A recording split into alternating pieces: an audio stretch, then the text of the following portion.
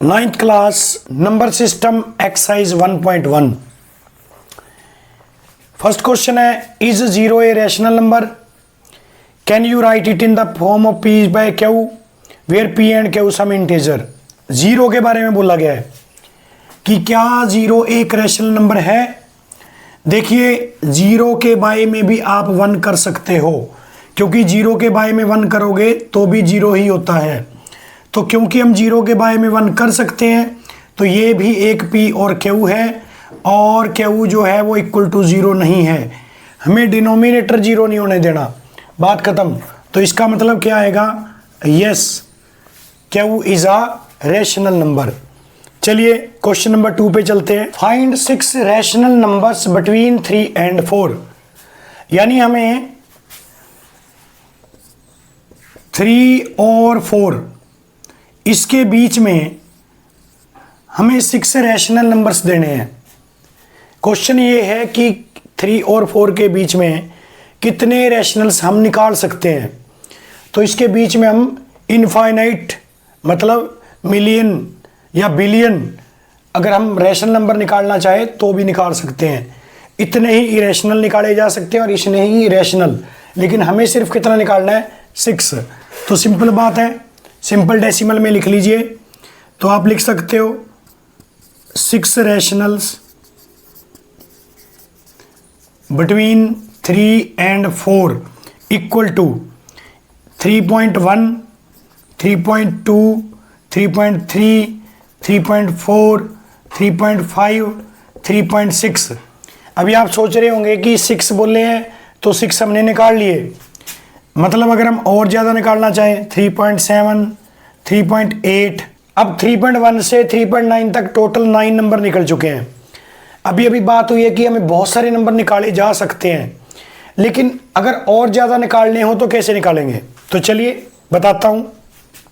कुछ नहीं करना, ये देखो 1 से लेकर पॉइंट से पहले 3 है और 1 से लेकर पॉइंट के बाद में 9 है, तो इसका मतलब ये 9 नंबर निकलेंगे।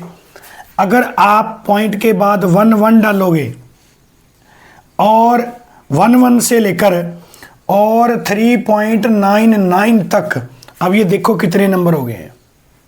3.11 से लेकर 99, 11 से लेकर 99 तक टोटल नंबर्स काउंट करो कितने हो गए हैं। मिनिमम 88 नंबर तो इसी के बीच में आ गए। अगर आपको और निकालना है कैसे चलेगा? 3.12, 3.3, 13, 14, 15 ऐसे चलता रहेगा, काउंटिंग आगे बढ़ती रहेगी। 88 इसके बीच में आ गई। अगर आपको और ज़्यादा निकालने हैं 3.111 ये लीजिए। अब 3.111 इसके बाद हमारे पास क्या होगा? ऐसे ही अगर हम बढ़ेंगे 3.999, 888 नंबर इसके बीच में आ चुके हैं। मतलब हम कितने भी निकाल के दे सकते हैं। तो आप ऐसे 6 पूछे, 8 पूछे या जितने पूछे, किन्हीं भी 2 नंबर्स के बीच के जो नंबर्स हैं उनको फाइंड आउट कर सकते हो। चलिए नेक्स्ट क्वेश्चन की तरफ। Third question, find 5 rational number between 3/5 and 4/5। अब बात आती है कि 3/5 और 4/5 इसके बीच में कितने नंबर निकाले जा सकते हैं। जितने आपकी रिक्वायरमेंट हो, जितने आपको ज़रूरत हो। हम 15 पूछे तो 50 निकाल देंगे, 100 निकाल देंगे, उससे भी ज़्यादा निकाले जा सकते हैं। लेकिन फिलहाल उसने 5 बोला है, तो अगर 5 बोला है तो 5 नंबर्स कैसे आएंगे? आपका जो सोल्यूशन है वो कुछ इस तरह से होगा, 3/5 एंड 4/5।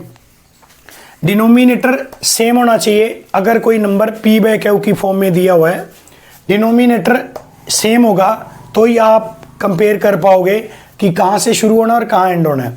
क्योंकि डिनोमिनेटर सेम है, अब मेरे को दिख रहा है कि 3 और 4 के बीच में है, तो क्या करेंगे? इसको जितने नंबर्स चाहिए, मेरे को चाहिए 5 नंबर्स, तो आप इसको 6 से मल्टीप्लाई कर दो। जैसे मैंने लिख रहा हूँ 3/5 ऊपर 6 नीचे भी 6 एंड 4/5 यहाँ भी 6 और यहाँ भी 6। जितने नंबर फाइंड आउट करने हैं उससे एक हायर नंबर से मल्टीप्लाई और डिवाइड कर दो।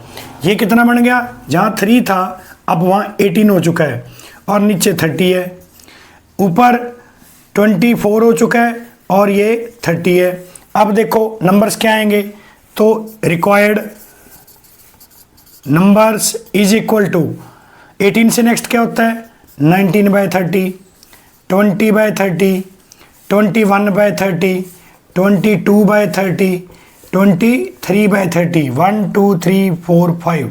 तो ये 5 नंबर्स आप इसके बीच में निकाल चुके हो। अगर कोई स्टूडेंट ऐसे निकालने की बजाय ये सोचता है कि मैं इसको डेसिमल में कन्वर्ट कर लूँ, 3/5 को 0.6 लिख सकते हैं और 4/5 को 0.8 लिख सकते हैं। अब आपको 0.6 और 0.8 के बीच में 5 नंबर्स डिफाइन करने हैं, तो बिल्कुल किया जा सकता है भाई। 0.61, 62, 63, 0.64, 0.65 ये लीजिए। अभी मैं तो 65 तक ही गया था, 79 तक जा सकते हैं हम, 0.79 तक। 20 कम से कम 19 नंबर हैं, उसमें से हमने 5 ही लिए हैं। आपके पास आप ऐसे भी कर सकते हो, कोई गलत नहीं होगा। हमें सिर्फ इन दोनों के बीच में रैशनल नंबर फाइंड आउट करने हैं बस। तो वो आप ऐसे करो या ऐसे करो, जो आपको बढ़िया लगता है आप उसको कीजिए, ये वैलिड होता है। नेक्स्ट क्वेश्चन, क्वेश्चन नंबर 4, आपने ट्रू और फॉल्स बताना है। तो चेक करते हैं। Every natural number is a whole number. उससे पहले हमें पता होना चाहिए कि नेचुरल नंबर क्या होता है। नेचुरल नंबर को कैपिटल एन से लिखते हैं वैसे, तो ये 1 2 3 4 एंड सो ऑन इन्फिनिटी तक, ये सभी वैल्यूज नेचुरल होती हैं। होल नंबर्स की बात करें तो वो 0 से शुरुआत होती है, 1 2 3 4 एंड बस। अगर नेचुरल नंबर में 0 ऐड कर दी जाए तो वो होल नंबर में कन्वर्ट हो जाता है। इसने क्या बोला कि एवरी नेचुरल, हर नेचुरल जो है वो होल होता है। तो जितने भी नेचुरल्स हैं वो आप देख सकते हो कि होल में लाइक कर रहे हैं, तो इसका मतलब ये ट्रू कह रहा है, बिल्कुल सही है ये बात। नेक्स्ट पे चलते हैं। Every integer is a whole number. Integer क्या होता है? वैसे इंटेजर को z से रिप्रेजेंट करते हैं, यानी 0 1 2 3 so on infinity, -1 -2 -3 minus infinity. तो ये जितने भी कंप्लीट नंबर्स होते हैं उनको हम इंटेजर कहते हैं। और ये कह क्या रहा है, एवरी इंटेजर, जितने भी इंटेजर्स हैं वो होल नंबर हैं। ये गलत कह रहा है, क्योंकि होल नंबर केवल पॉजिटिव होते हैं 0 से आगे वाले। ये कहता है कि एवरी, यानी जितने भी इंटेजर्स हैं वो सारे के सारे होल हैं। ये गलत है।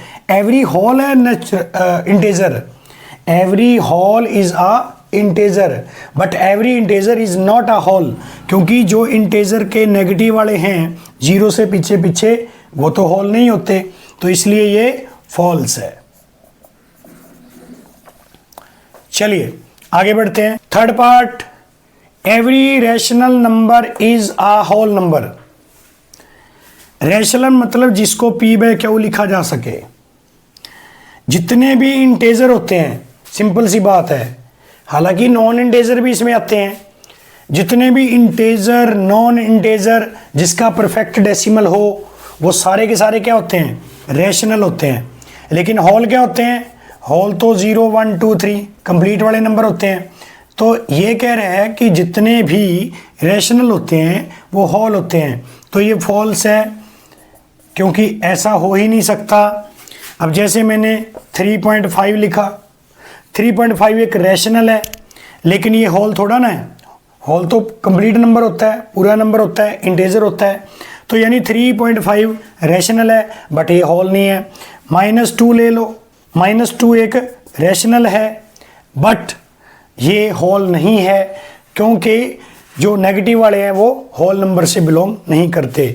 उल्टा अगर ये बोले कि every whole is a rational, तो ये बात बिल्कुल ट्रू मानी जाएगी। तो इस तरह से हमारी जो फर्स्ट एक्सरसाइज है वो कंप्लीट होती है। आप चैनल के साथ बने रहिए, चैनल को सब्सक्राइब करके रखिए, बेल आइकन को प्रेस कर लीजिए, क्योंकि एवरी डे आपके लिए क्लास होगी। नेक्स्ट 1.2 एक्सरसाइज हम करेंगे आपके लिए। वीक के अंदर कम से कम 5 क्लासेस जरूर रहेंगी। आप इसलिए चैनल के साथ जो प्रेस बेल आइकन अगर आप दबा के रखोगे तो जैसे ही क्लास लगाई जाएगी तो आपके पास नोटिफिकेशन पहुंच जाएगा। तो मिनिमम 4 to 5 क्लासेस जरूर लेंगे। मैं कोशिश कर रहा हूं कि रिक्वायरमेंट के हिसाब से अल्टरनेट क्लास दे सकता हूं आपको, कि जैसे मंडे को मैंने अगर 10th की क्लास लगाई है तो ट्यूसडे को 9th की लगेगी, वेंसडे को अगर 10th की है तो फिर थर्सडे को आपकी यानी 9th क्लास की लगेगी।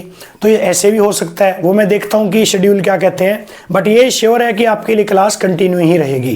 तो आप चैनल के साथ बने रहिए, लाइक कीजिए अगर आपको अच्छा लगता है। तो कोई परेशानी है, क्वेरीज है तो आप उसके लिए कमेंट कर सकते हैं। थैंक्स।